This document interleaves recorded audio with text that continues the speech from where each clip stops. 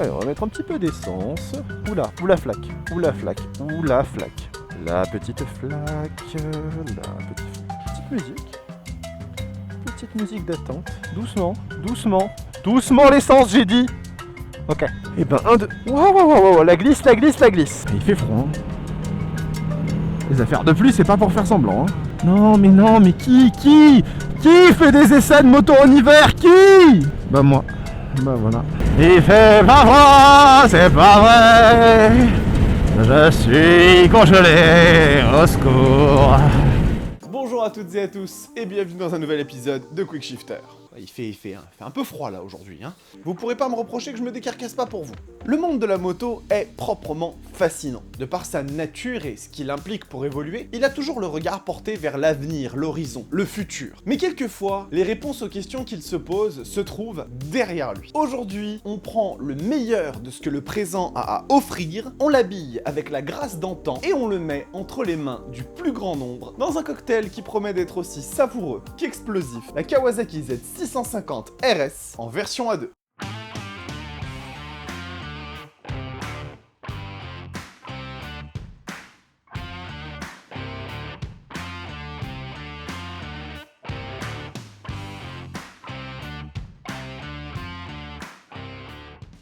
Oui, mais oui, je te dis 10 motos qu'il me prête. Non, très bien, je te laisse, maman, je dois te laisser. Bisous. Excusez-moi, c'était ma mère. C'est elle, ma mère.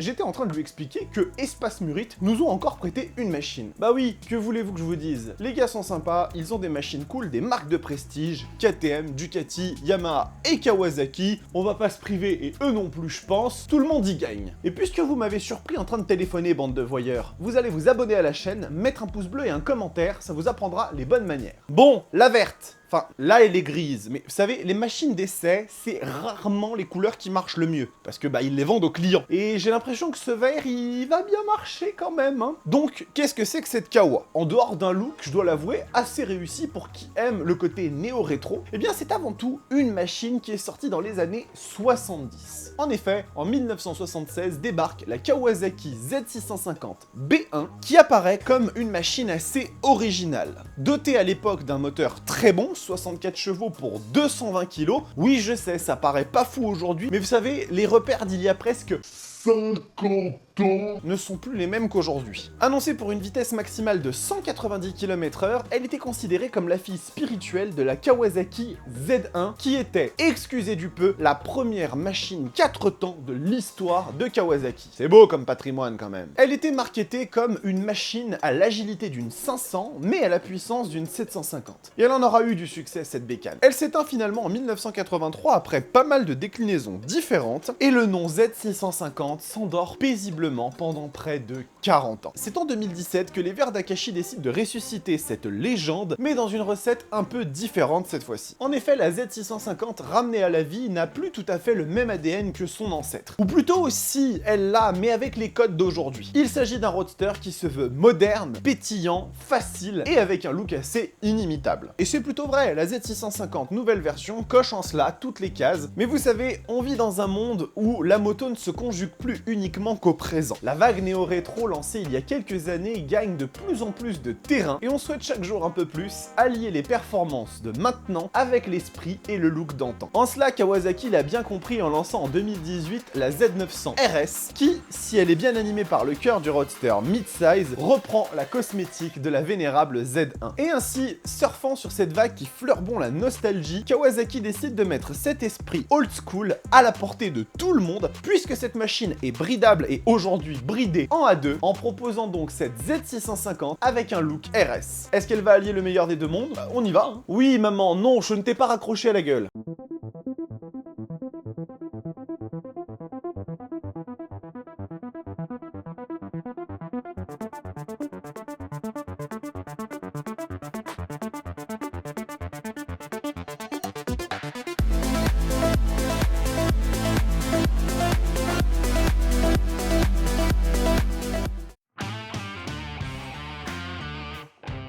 Et allez, on est parti pour le tour statique de cette petite Z650 RS. Et moi, la première constatation que j'ai envie de faire, c'est qu'elle est quand même très jolie. Je trouve l'exercice de style plutôt réussi. Alors elle est quand même moins poussée dans sa ressemblance à l'origine de 1976 que la Z900 hein, parce que c'est une question de budget. On peut le remarquer notamment ici au niveau du moteur qui n'a pas les petites ailettes pour faire un peu genre. Mais je trouve que globalement l'exercice de style est quand même très réussi. La machine est très jolie pour qui aime ce look un petit peu néo-rétro, hein, il faut l'avouer.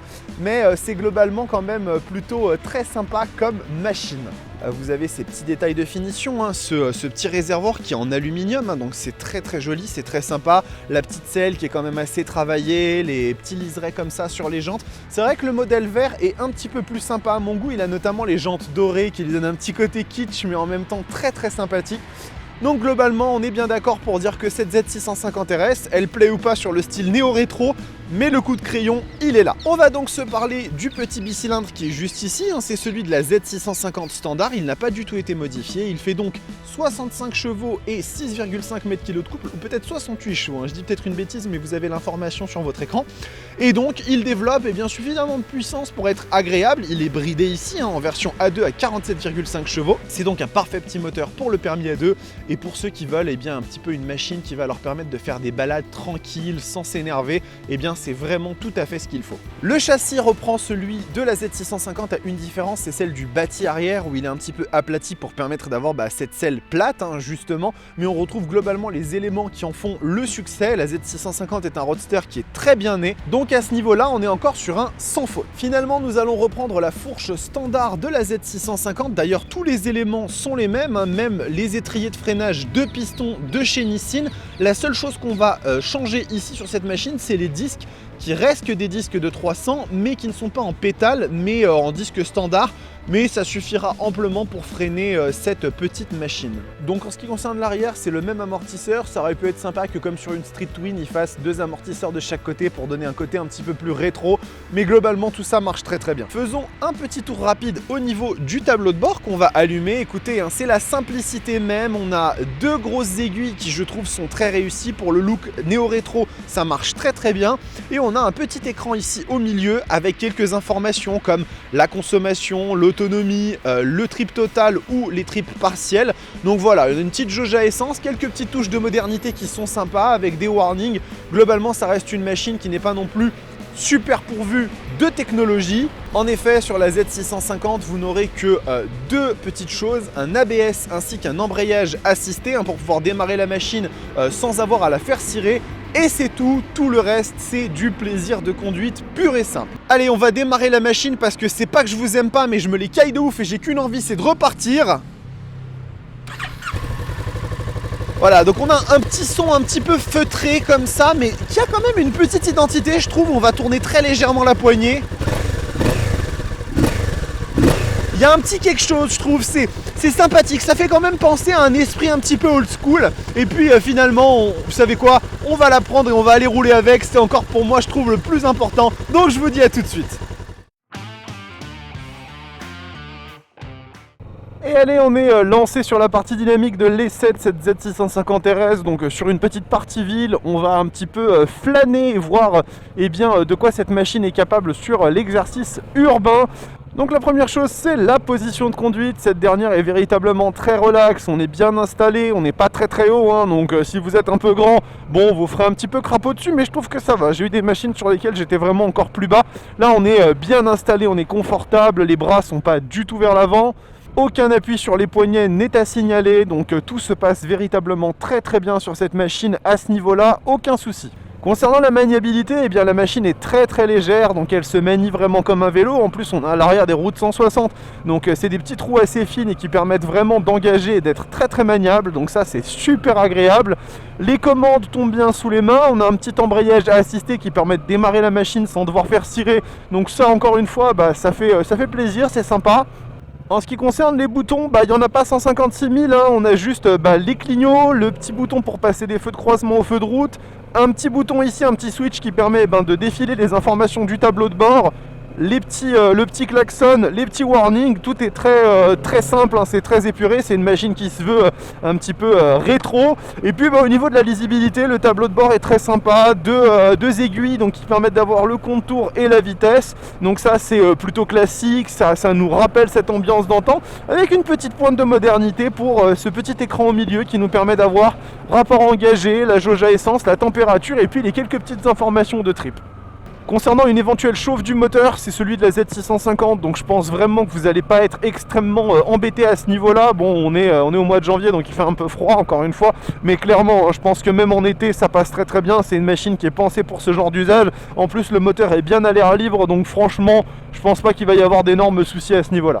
Concernant la consommation, la machine nous gratifie ici d'un petit 5,7 litres au 100, ce qui me fait d'ailleurs penser qu'il va falloir qu'on fasse un petit arrêt au stand parce qu'il n'y a plus d'essence.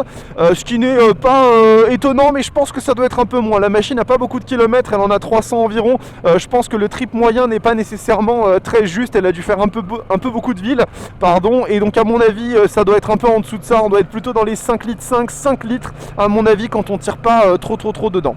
Finalement, concernant le duo, bah écoutez, il y a une selle bien moelleuse derrière. Salut à toi ami motard, une selle bien moelleuse, donc je disais à l'arrière, j'ai pas emmené de passager avec moi, mais à mon avis, la Z650 RS sera une très bonne compagne pour ce genre d'usage. C'est pas une machine qui a beaucoup de protection au vent, donc forcément vous allez pas faire 300 km avec en 3 heures, mais si vous voulez aller balader, flâner avec votre copain, votre copine, je pense que ce sera une compagne de jeu idéale. Donc voilà, écoutez, il y en a pas beaucoup à dire, mais c'est aussi le charme de ces machines-là, elles sont simples, elles s'utilisent pour ce qu'elles sont. La Z650 RS fait un très bon exercice en ville, elle est agréable, elle est facile, elle se manie très bien, elle ne consomme pas beaucoup et elle ne chauffe pas énormément, donc c'est pour moi un sans faute et on va maintenant pouvoir passer à la partie route.